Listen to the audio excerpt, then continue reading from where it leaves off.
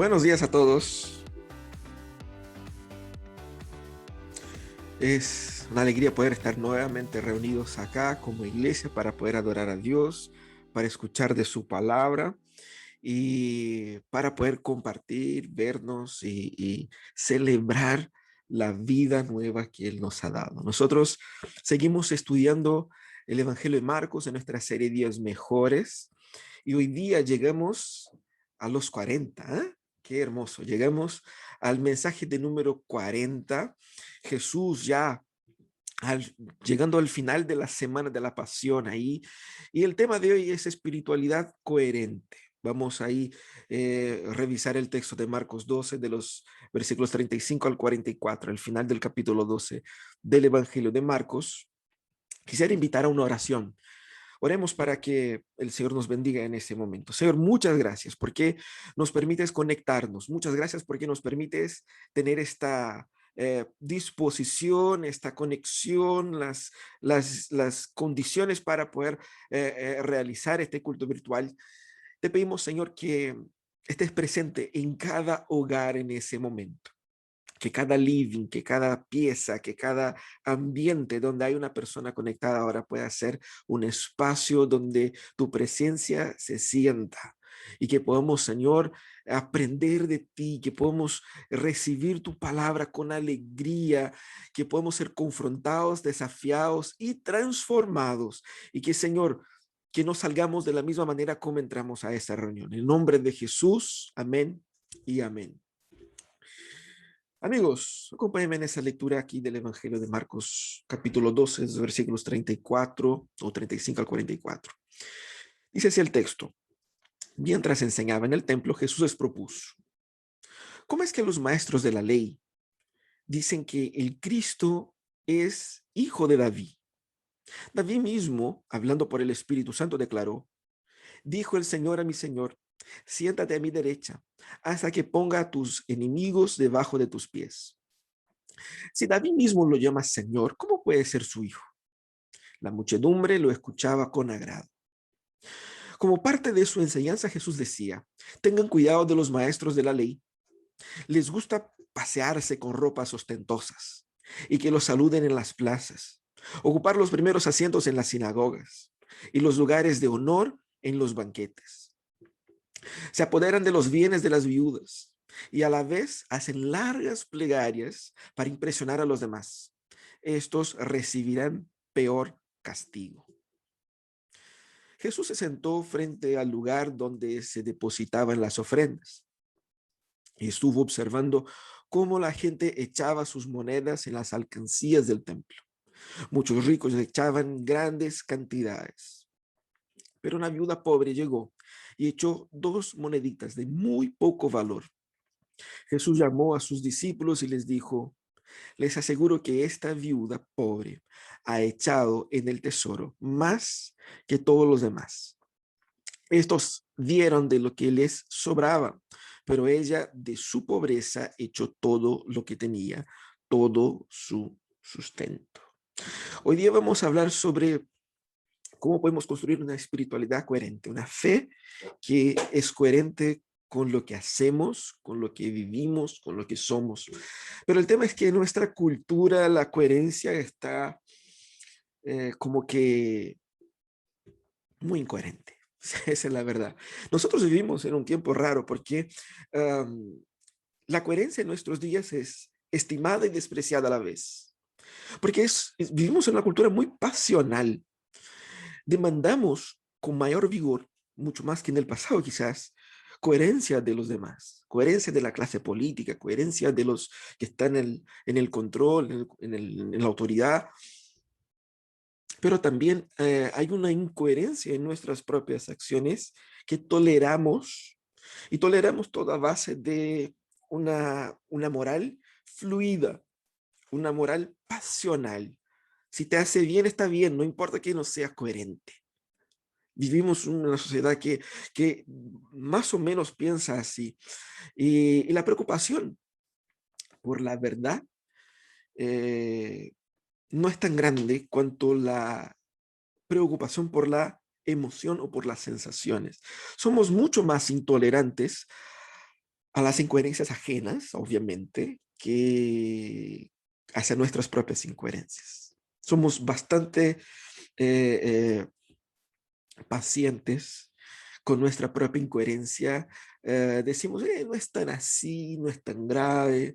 Y fíjate que nosotros, al leer ese texto, vemos el ejemplo de estos maestros de la ley y decimos, oye, ¿cómo pueden ser tan grosos así? ¿Cómo pueden ser tan carepalo?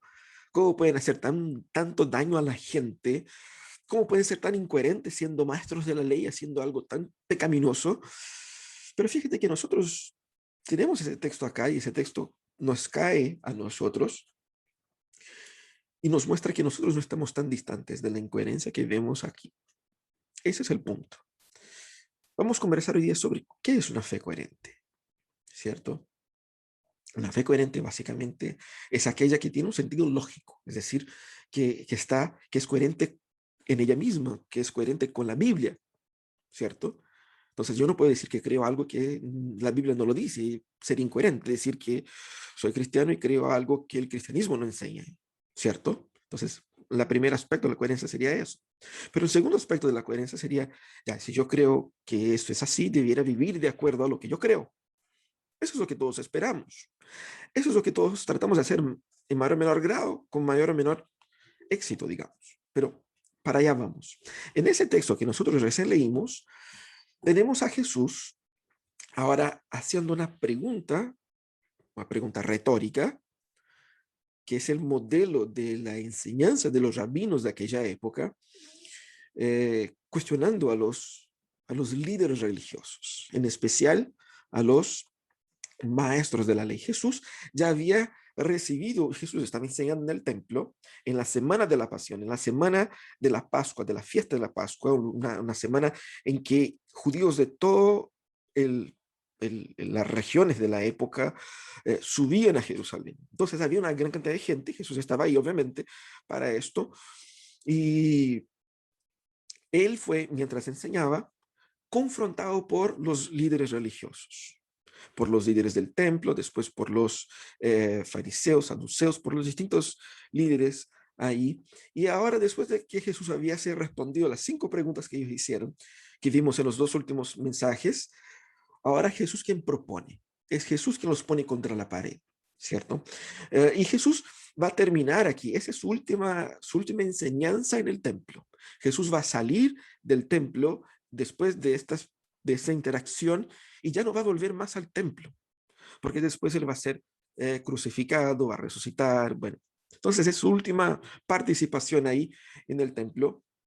Y Jesús cuestiona a los líderes religiosos, pero más que exhortar y exponerlos, Jesús está enseñando tanto a la multitud, pero principalmente a sus discípulos, mostrando para sus discípulos qué significa ser un líder espiritual, cuestionando el tipo de liderazgo espiritual que estos hombres estaban realizando ahí. Así que Jesús muestra entonces aquí principios para una espiritualidad coherente, principios para una espiritualidad coherente. Esa es la enseñanza que Jesús nos entrega acá. Y hay 3 principios para una espiritualidad coherente que nosotros podemos ver en este texto, ¿cierto?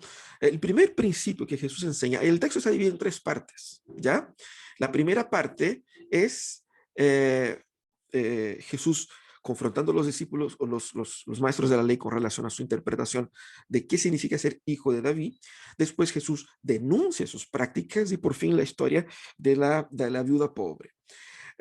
¿Cuáles son entonces los principios para una espiritualidad coherente según las palabras de Jesús acá? El primer principio para una espiritualidad que sea coherente es una espiritualidad que tenga corrección teológica, es que sea teológicamente correcta.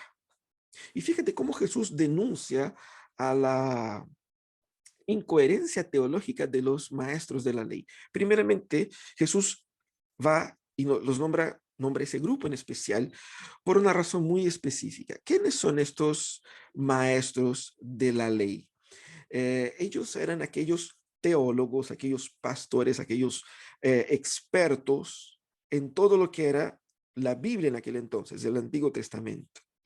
Ellos conocían con profundidad. Ellos se habían dedicado sus vidas a estudiar, a conocer, a enseñar y a interpretar y a obedecer todo lo que dice la Biblia. Y por lo tanto tenían esa responsabilidad, esa autoridad y obviamente tenían ese conocimiento, ¿cierto? Entonces Jesús se dirige a ellos, cuestionando a ellos en su función pedagógica que ocupaban y cuestionan a un punto clave ahí de su doctrina. Porque Jesús cuando entró en Jerusalén, la gente decía, hijo de David. Los niños gritaban, hijo de David. Ellos incluso dijeron, oye, pide a que la gente, que sus discípulos, no te digan a ti, hijo de David. Porque, ¿qué significa hijo de David? Esa es una pregunta muy importante.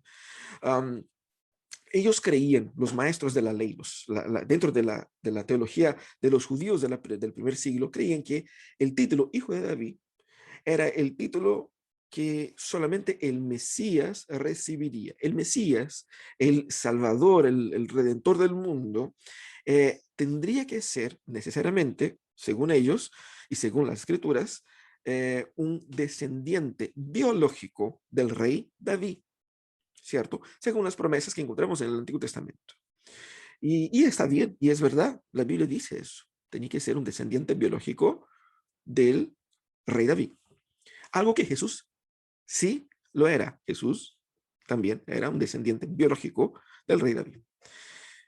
Pero ellos pensaban que eso era todo y que iba a surgir un hombre como cualquiera, pero con poderes quizás superiores y que iba a derrotar el poder del imperio romano y establecer el reino judío en el mundo. Esa era la teoría. Un reino político, un reino económico, un reino social concreto en aquellos días. ¿Ok? Y Jesús entonces va y les lanza en el típico modelo rabínico a través de una pregunta. ¿Por qué dicen los maestros de la ley que el Mesías o que el Cristo es hijo de David? Jesús refiriéndose a sí mismo en tercera persona, es muy interesante. Porque él cita ahí entonces un texto del Antiguo Testamento, un texto que todos ellos creían y que todos ellos conocían. Y dice David mismo, el rey David, ¿cierto? Que supuestamente era aquel que tendría uno de sus descendientes como el Mesías. Él mismo dijo, y dijo el Señor a mi Señor. Esa expresión acá en el texto en castellano no interpreta literalmente lo que está escrito en hebreo en el Antiguo Testamento, porque utilizan dos palabras para Señor en el Antiguo Testamento. Sería, eso es lo que dijo Jehová a Adonai. Serían dos palabras distintas que se traducen tanto en griego como en portugués, en castellano, por la palabra, la expresión Señor, ¿cierto? Y dice, y dijo el Señor a mi Señor, siéntate a mi derecha hasta que ponga tus enemigos por debajo de tus pies.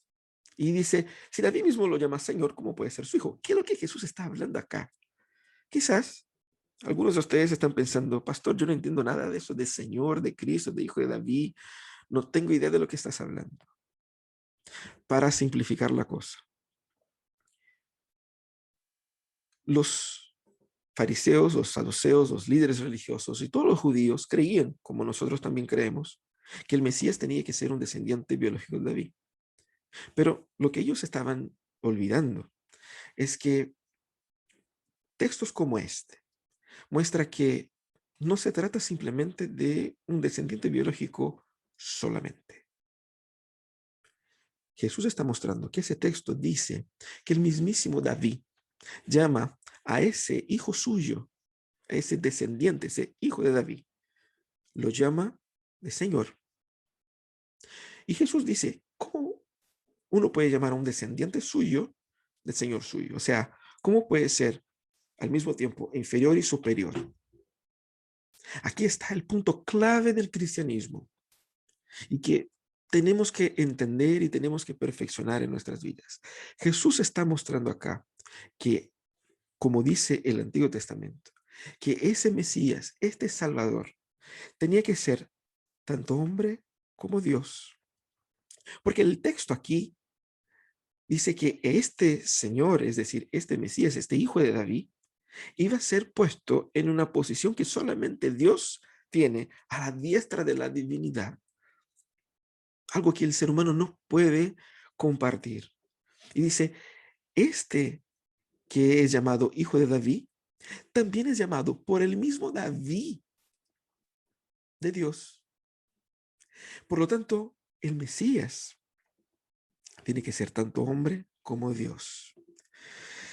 Eso era un error que los maestros de la ley cometían, de no reconocer la divinidad de Jesús, de no reconocer que el verdadero Mesías prometido, que el verdadero Salvador tenía que ser tanto Dios como hombre. Ese también es un error que sucede en nuestros días. Cuando nosotros bajamos perfil a la identidad de Jesús y la pregunta que queda es, ¿quién de hecho es Jesús?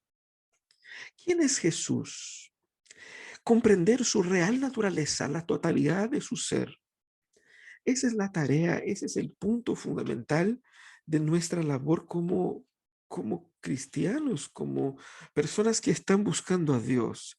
Yo no puedo conocer a Dios si yo no entiendo claramente quién es Jesús. Yo no puedo adorar a Dios si yo no entiendo quién es Jesús. Yo no puedo llegar a Dios si no es a través de Jesús. Entonces yo no puedo estar creyendo, sirviendo, adorando a un Jesús equivocado. Tengo que conocer a Él tal cual como Él es. Este es el punto acá. Fíjate que la pregunta no es quién es Jesús para ti. No es quién es Jesús para mí. Jesús es un gran hombre, es una persona especial, es el superior a todo. No, la pregunta es quién es Él por Él mismo, cómo Él se declara ser. Yo no tengo que creer en el Cristo que yo creo que es. Yo tengo que creer en el Cristo que realmente es. No en una versión que yo, para mí es así. No, no, no es así que funciona. De hecho, nada funciona así. ¿Sí o no? Jesús está llamando aquí para que podamos vivir una fe coherente. Ella tiene que ser una fe bíblicamente correcta, bíblicamente consecuente. Yo tengo que entender la Biblia como un todo, tengo que conocerla mejor y tengo que someterme a lo que está ahí y no tratar de ajustarla a mi gusto, sacar la parte que no entiendo, lo que no me gusta, lo que yo no sé, lo que ignoro y quedar con, no, yo nunca podré tener una fe coherente si ella no es teológicamente correcta. Eso es lo que Jesús está apuntando acá. Ellos eran teológicamente frágiles y esta incoherencia teológica provocó que ellos rechazasen a Cristo. Mira qué absurdo. El mismísimo Dios que ellos juzgaban adorar, celebrar y que ellos se jactaban de ser sus discípulos y sus maestros, fue ignorado, estaba ahí a cara de ellos. Y ellos no pudieron ver. ¿Y por qué no pudieron ver? Porque su teología era mala, porque su conocimiento bíblico era equivocado. Y lo mismo pasa en nuestros días. El Señor nos ha llamado a que nosotros conozcamos a Él tal cual como Él se revela y no inventar un Jesús en nuestra cabeza para seguir según nuestras propias pasiones y voluntades. Fíjate que la gente al final dice el texto que la muchedumbre lo escuchaba con agrado. Y uno va a decir, mira cómo la gente está dispuesta en escuchar a Jesús. Seguramente la gente estaba escuchando con agrado el reto que Jesús hacía a los maestros de la ley y encontraban fascinante lo que Jesús decía, pero Marcos utiliza esa misma expresión, escuchar con agrado, cuando él se refiere a Juan Bautista predicando ante Herodes. Y sabemos que Herodes lo decapitó. Por lo tanto, aquí hay no solamente un halago al pueblo, pero también una crítica, porque esa misma gente, en 2 días más, menos incluso, en menos de 48 horas, van a estar gritando, crucifícalo. A eso vamos. Mira lo importante que es conocer correctamente quién es Jesús. La ignorancia del pueblo y de los maestros de la ley llevaron a ese fin. Bueno, es el primer aspecto. Para tener una fe coherente, una espiritualidad coherente, necesito corrección teológica. Lo segundo que yo necesito es consecuencia moral. Son 3 puntos y todos empiezan con C, ¿cierto? C de corrección, C de consecuencia. Así que para que tomen nota, por si acaso. Los versículos de 38 al 40 muestra Jesús en sus enseñanzas criticando a los, o denunciando más bien a los maestros de la ley. Y él dice, tengan cuidado. ¿Qué significa tenga cuidado? Es interesante porque Jesús está terminando aquí su enseñanza con exhortaciones prácticas, concretas, y apunta a los maestros de la ley. Ellos eran tenidos en alta estima por el pueblo. Ellos se consideraban incluso superiores a los demás, y la gente también lo consideraba así, porque eran responsables por conocer, obedecer y enseñar los padrones éticos del Antiguo Testamento. Era la reserva moral de aquellos días. Entonces, imagínate el nivel de la moralidad. La denuncia que Jesús hace aquí, obviamente que se va dirigida a todos los maestros de la ley, pero no todos eran así. Incluso vimos el domingo pasado que hay uno de ellos que hace una pregunta muy honesta a Jesús y Jesús le dice, no estás lejos del reino. Probablemente este maestro de la ley no realizaba todo lo que Jesús describe acá, pero quizás también fuera connivente con esto, ¿no? Jesús entonces se refiere a todos ellos y mira lo que Jesús denuncia acá.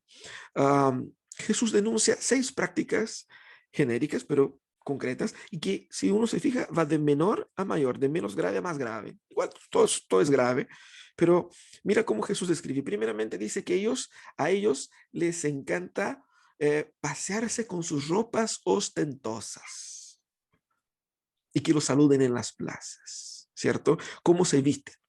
Con pompas y ceremonias para ser reconocidos. La ropa era un distintivo evidente de su autoridad, de su función. Entonces ellos paseaban con esas ropas específicas de los maestros para que la gente al verlos en la calle les dijera, ahí está el maestro. No querían pasar piola. La vestimenta apuntaba a eso, que sean reconocidos públicamente, no solamente en el momento que tenían que enseñar, pero en cualquier momento, ¿cierto? Si ustedes han visto la serie de Chosen, han visto que ellos siempre tienen una ropa así especial y todo eso, incluyendo maestros de la ley, como también los del grupo de los fariseos, que era un grupo que no eran necesariamente maestros de la ley, pero eran grupos de gente muy extremadamente moralista. Les gustaba, ¿cierto? Esa apariencia. También les gustaba cómo los trataban. Les gustaban ser recibidos y alabados en las calles con alta distinción. Porque dicen que les gustaba que los saludasen en las plazas. No es así como que, oye, compadre, ¿cómo está? No, no es así. El saludo era un saludo, ¿cierto? Es casi un curvarse, es un reconocimiento de su superioridad pública en las plazas. Entonces, mientras caminaban, como que la gente se callaba, la gente respetaba, la gente les gustaba esa cuestión, les gustaba. También, cuando iban a la sinagoga, la disposición era un poquito similar a lo que son nuestros templos en la actualidad, pero en un formato donde adelante tiene un mueble con los libros de la ley, en los textos del Antiguo Testamento, y todos se sentaban mirando hacia este mueble donde ahí estaba el rabino, el que iba a hacer la lectura, que iba a conducir la reunión, pero habían asientos al lado de este caballero que dirigía, y a ellos les gustaba sentar ahí, de frente para la gente, como para decir, nosotros somos la autoridad aquí, nosotros somos los maestros aquí, nosotros enseñamos y ustedes aprenden. Entonces les gustaba sentar en un lugar de destaque, porque era un lugar donde estaba ahí frente a todos. ¿Para qué? Para demostrar esa autoridad espiritual también. También querían no solamente, porque ellos eran maestros de la ley, uno se pregunta, ya, ok, en el templo es natural, tal vez que ya uno deja, pero eran tan Barça al punto de que si iban a una fiesta, también querían ser tratados como era un honor recibirlos, ¿cachai? Entonces, eh, la espiritualidad de ellos traspasaba los límites de la cordura, digamos, ¿no? ¿Por qué? Porque se sentían superiores a todos. Incluso en eventos civiles, en eventos comunes, vas a hacer un asado en tu casa, ¿no? Lo tenés que recibir con una presencia, tenés que poner una silla especial, el primero a ser servido, el mejor pedazo de carne, ¿cachai? Entonces, era así esa postura que tenían ellos, para ser en todo momento ser alabados, reconocidos, pucha que son bacanas, que son los máximos y todo. Y Jesús va de menos a más, como les dije, ¿no? El punto que da el clavo aquí es cuando acusa a Jesús de que ellos eh, no solamente se jactan de su poder, de su sabiduría, qué sé yo, pero ellos se apoderan de los bienes de las viudas. Esa denuncia de explotación social y económica acá es grave, porque eh, como eran autoridades que tenían mucho conocimiento, mucha influencia, muchas veces ellos se encargaban de hacer trámites de los bienes de las viudas, que por no tener familiar, por no tener un marido, hijos, ni nada, estaban muchas veces solas en el mundo y no tenía quien luchase por ellas. Entonces ellos se hacían cargo de estos bienes y sacaban plata, sacaban provecho de estos bienes, administrando supuestamente para ellas, pero termina que ganaban ellos. Ellos conocían la ley, ellos sabían dar vuelta al tema y sacaban provecho, sacaban y hacían plata con la pobreza de estas mujeres. Además, exigían de ellas más en sus donaciones, en su entrega, más de lo correcto para su beneficio propio. Ellos tenían el deber de protegerlas, porque ellos más que nadie conocían la ley y sabían que Dios es el el marido de las viudas, él cuida y protege a los desfavorecidos y ellos estaban en la obligación de cuidar de ellas, pero se apropiaban con el derecho que tenían moral, con el respeto que tenían para sacar provecho de la pobreza de esas mujeres. Se apropiaban de sus sueldos, de sus propiedades en el marco de ayudarlas. Entonces se enriquecían de la pobreza y de la fragilidad de ellas. Desgraciados. Y Jesús no tiene temor en denunciarlos acá. Porque ellos los que debían estar cuidando de ellas son los que están explotándolas. Y más, Jesús conecta esta acción de ellos con la sexta crítica que hace acá, que es la apariencia de espiritualidad. Le están sacando plata a las viudas y para hacerse los lesos se ponen a orar en voz alta en las plazas, como los grandes espirituales. Mira cómo, imagínate, cada uno de ustedes como una hermanita, una persona mayor, viuda, sin conocimiento quizás de la ley, y ve a un hombre que es respetado por todos, que la gente le abre el camino cuando pasa, que ora como nadie, que conoce la ley mejor que nadie, y que viene y que te dice, no, me tiene que dar el doble. ¿Qué le voy a decir? Si un hombre de Dios, ¿cómo le voy a dar? Utilizan de esa apariencia de espiritualidad para perpetuar su juego inmoral de sacar provecho de las personas. Y Jesús anuncia la condena aquí para ellos. Ellos recibirán peor castigo. Jesús nunca ocultó que el Evangelio también es un anuncio de condenación, porque aquellos que rechazan el Evangelio serán condenados. Pero estos recibirán peor castigo, porque conociendo, lo hacen a ciencia el mal a los demás. Ellos como líderes espirituales recibirán peor castigo. No se especifica cuál, pero el agravante es por pecar conscientemente, pecar aprovechándose de la posición de autoridad y además de hacer otros a pecar también. Pero ¿qué quiso decir Jesús al inicio aquí cuando dice, tengan cuidado con ellos? Primeramente, de no ser como ellos. Cuando vemos esa descripción acá, tenemos que aprender a no ser como ellos son. Pensando principalmente en el caso de los discípulos, que futuramente estarían en una posición de autoridad espiritual por sobre la congregación, por sobre las personas. Digan, no sean como estos. No sean como estas personas que buscan la gloria por medio de la religión. Segundo, lo que Jesús quería decir es que cuidado para no validar esas actitudes. Es decir, no es normal, no es correcto y no podemos tolerar ese tipo de postura de gente que utiliza la fe para alabarse a sí mismo, que utiliza la fe para sacar provecho y enriquecer de la miseria de otros.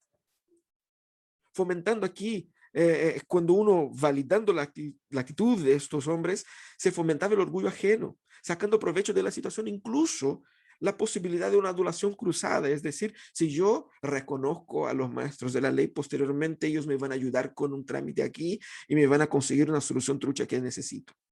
Funciona así en nuestros días, ¿o no? Uno habla bien de tal persona para que tal persona tenga los datos y ahí te pase una oportunidad que puedes hacer un negocio. Uno va a decir eso es inmoral. Tráfico de influencia se llama. Existía acá, existe en nuestros días. En mayor o menor grado, nosotros somos tentados a caer en esto también. Así que no podemos, y eso es lo que dice Jesús, cerrar los ojos a esas injusticias provocadas por hombres que tenían la responsabilidad, por personas que tenían la responsabilidad de cuidar.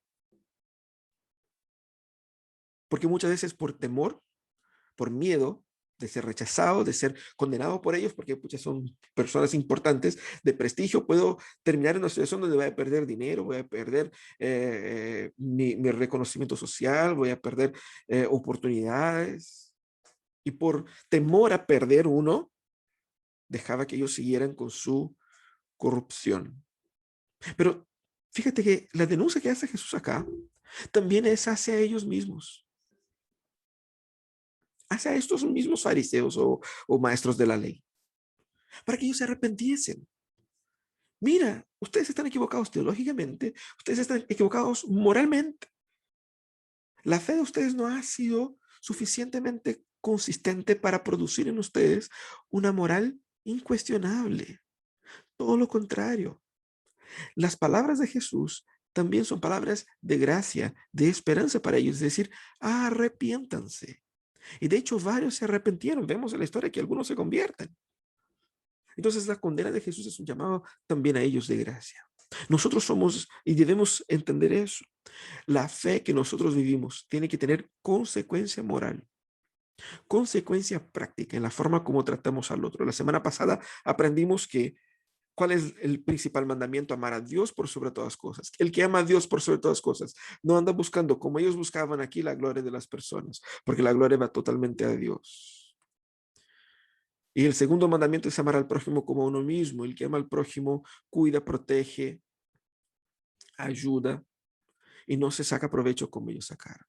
Ese desafío, este palo, no es solamente para ellos, sino que también para nosotros. Porque en menor grado podemos hacer exactamente eso. Considerarnos superior moralmente y espiritualmente, porque pucha que yo voy a la iglesia, que yo sé, que yo hago. No, que no es tan así. Y voy bajando perfil a los problemas morales que tengo y voy encubriendo el problema que tengo con la idea, no, si yo fui a la iglesia, si yo soy parte de una iglesia. Y bajamos perfil a nuestros pecados. Jesús denuncia y mostrando que tenemos que ser transparentes acá. El segundo principio para una espiritualidad coherente es la consecuencia moral. Pero el tercer principio es un compromiso genuino.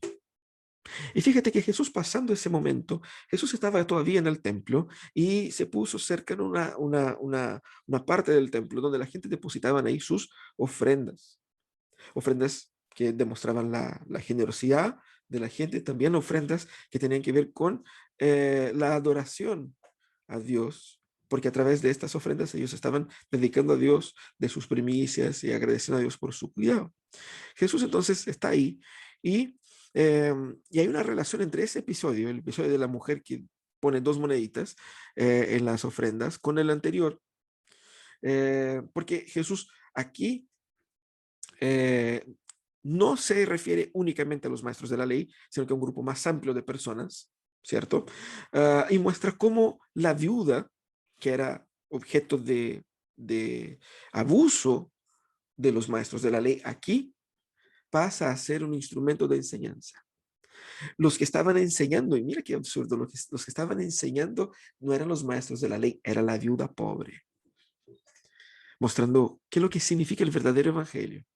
Jesús entonces critica esta falsa espiritualidad de los maestros, mostrando la verdadera espiritualidad en la vida de esta mujer desconocida que Jesús llama de viuda y que aparentemente era bastante pobre, ¿no? Y ¿qué describe Jesús? Jesús veía a la gente depositando las ofrendas ahí para el templo en un lugar que tenían uno de esos receptáculos con un formato de trompeta, ¿cierto? Era la forma que tenía.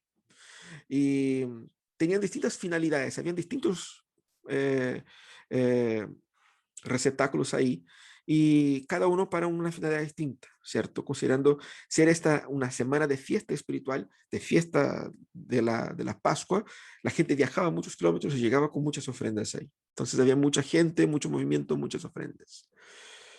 Muchos, dice Jesús, aparentemente ricos, depositaban grandes donativos.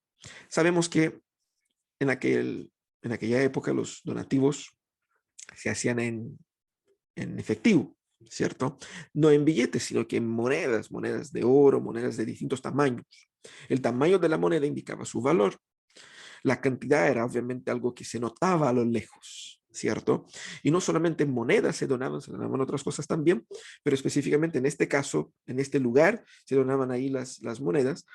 Y Jesús ve que ellos tenían bolsas grandes, pesadas, de muchas monedas que daban como ofrenda en estos lugares, ¿cierto? Y ve también que hay una mujer aparentemente viuda. Jesús dice que es viuda, a lo mejor por su conocimiento sobrenatural, eh, y ve que él logra ver que ella deposita dos moneditas de muy poco valor. Son monedas llamadas leptons, esa moneda que tenía ella, que de esa expresión es que sale en el inglés la palabra leaf, para hoja. Las monedas tenían un valor de acuerdo a su grosor y a su tamaño. Estas monedas eran de tan bajo valor que eran tan delgaditas como si fuera una hoja de aluminio, así de delgadita. Y se puede considerar como la moneda, una fracción de la moneda de menor valor de cualquier moneda de nuestros días. Yo estaba sacando una cuenta acá. Eh, Según lo que podríamos imaginar, esa mujer estaba depositando dos moneditas de 10 pesos. Dejémoslos así, porque no hay cómo identificar el valor exacto. Entonces, imagínense que personas depositando millones de pesos y viene una mujer y deposita 20 pesos, dos moneditas de 10 pesos ahí en las ofrendas. Absolutamente insignificantes para el total, obviamente monetario, sobre todo en contraste con los montos que depositaban los demás. Pero la enseñanza de Jesús es que el valor de la ofrenda de esta mujer, o el valor de la ofrenda de una forma general, reside exactamente en lo que es el tamaño de esta ofrenda para uno. No tiene que ver con cómo los otros me ven, sino que qué tanto de mí estoy dando. Por eso dice, estos dieron de lo que les sobraba. Era mucho, sí era mucho, pero es que tenía mucho más. Entonces, la generosidad de ellos era muy pequeña, porque lo que daban no les costaba. Básicamente eso es lo que Jesús dice. Pero esa mujer de su pobreza dio todo lo que tenía. Ella podría pensar económicamente, decir, tengo 20 pesos, voy a dar 10 y guardar 10, porque con esto, no sé, me compro un pan, no sé. Pero ella solo tenía esas dos moneditas y entregó todo su sustento. ¿Y qué dice Jesús? Jesús enseña que esa mujer tenía una fe genuina por dar muestra concreta de su dependencia de Dios. Ella se entregó totalmente a las manos de Dios. Señor, yo solo tengo eso y lo doy con generosidad. Considerando que y creyendo en que Dios era su proveedor, en que Dios era su sustentador. Y ella creía lo que dice el Salmo 68, versículo 5, Padre de los huérfanos y defensor de las viudas es Dios en su morada santa. Ella creyó en eso. Esa es la raíz de su entrega. Por eso Jesús alaba la fe de la mujer en contraste con la fe de los demás. Jesús muestra que el sentido del evangelio está en dar, con una entrega total y completa. Y no solamente se habla de dinero, sino que está hablando de la vida como un todo. No podemos limitar el aspecto de esta donación aquí al dinero. Tenemos que reconocer que eh, esa ofrenda que Jesús está refiriéndose acá aplica la vida como todo. Por eso, la verdadera espiritualidad, ella necesita de una coherencia teológica, necesita de una coherencia moral, pero necesita de una coherencia práctica, de un compromiso genuino, de una entrega total. Aquí se ve la diferencia entre pretender espiritualidad, como hacían los maestros de la ley en el punto anterior, a tener una verdadera espiritualidad. Para que nuestra espiritualidad sea coherente, se necesita entender que Dios, si es lo que Él dice ser, Él nos llama, me llama, te llama, a que nuestra entrega sea total, genuina, y no a guardar para nosotros en el caso de que no funcione lo que dice la Biblia. Eso es lo que Jesús está refiriéndose acá. Así que algunas aplicaciones prácticas para nuestras vidas. Primeramente, cuidado con la espiritualidad tóxica. La espiritualidad tóxica es esta que nace con un conocimiento deficiente de la Biblia que te lleva a creer en una versión diferente de Jesús. Y que con eso te va a llevar a una postura moral también cuestionable. Esa espiritualidad tóxica es la que te va a decir que no tienes que entregar todo a Dios, todo su vida, todos sus intentos.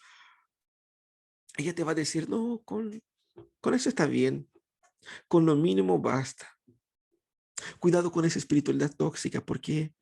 Porque ella puede ser evidencia de una falta de vida con Dios.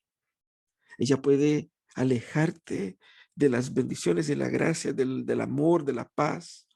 Y ella puede hacer con que otros se alejen también. Y muchos viviendo esa espiritualidad tóxica. Dan ese testimonio pésimo que se ve en la sociedad, donde muchos hablan, oye, tal persona dijo que era canuto y mira cómo vive, mira cómo trata a su esposa, mira cómo hace sus negocios. Cuidado con la espiritualidad tóxica, el mal enfoque teológico, una moral cuestionable, una entrega superficial, una entrega aparente y no una entrega verdadera. Pero lo segundo que debemos entender con estos es que hay un llamado de gracia aquí. Hay una crítica que hace Jesús a estos líderes y a nosotros con el intuito de que podamos nosotros ver dónde estamos, ver nuestra falencia, nuestros pecados y nuestros errores y arrepentirnos. Arrepentirnos y corregir nuestro conocimiento bíblico. A reconocer que estamos equivocados en una serie de cosas y tenemos que buscar en la Biblia estar correctos ahí. Cambiar mi postura ante la sociedad, ante mi moral práctica, ante mi entrega a Dios. Es un llamado a arrepentimiento. Es un llamado de misericordia. El Señor está llamándonos para que, oye, despierta, despierta. Pero también Él nos viene a establecer el principio ese de la viuda. ¿Cuál es el principio de la viuda? Que yo tengo que entregarme a Él completamente, tanto en el aspecto teológico como en el aspecto moral, como también en la adoración.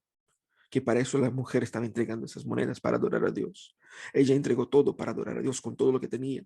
Pero Dios demanda todo lo que nosotros tenemos también para conocer bíblicamente a Él, para vivir en la sociedad una moral que refleja esta espiritualidad verdadera de las Escrituras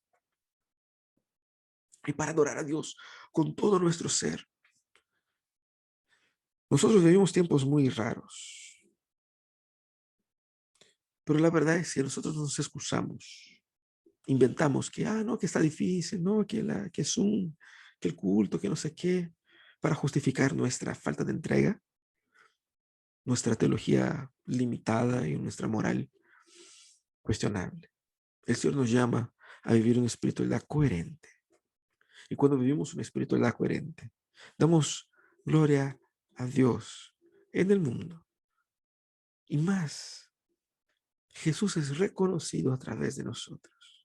Vamos a orar, vamos a pedir que Dios nos bendiga y nos dé de su gracia. Señor, ten misericordia de nosotros, porque eh, tú, Señor, nos has llamado a vivir una espiritualidad viva, verdadera, pero muchas veces nosotros hemos fracasado como personas que diciendo seguir a ti y a tu palabra, hace lo contrario, ignora lo que tu palabra dice. Señor, perdón. Te pido, Señor, también que pueda ayudar a aquellos que están buscando de ti, que puedan encontrarte y encontrar coherencia en tu palabra, pero también que puedan ver en nuestras vidas coherencia de que vivimos lo que predicamos, lo que creemos. Pero Señor, ayúdanos a tener esta postura como de esta mujer, de esta viuda pobre, de entregar todo lo que tenemos, de que pongamos nuestras vidas totalmente en tus manos, de que las preocupaciones del Señor nos consuman, de que nuestra vida está enfocada en ti y no en nosotros, en tu gloria, no en nuestro consumismo, en nuestra comodidad, sino que en que tus propósitos sean alcanzados. Glorifícate, Señor, a través de nuestras vidas. Es lo que te pedimos en el nombre de Jesucristo. Amén y amén. Amén, queridos. Dios los bendiga.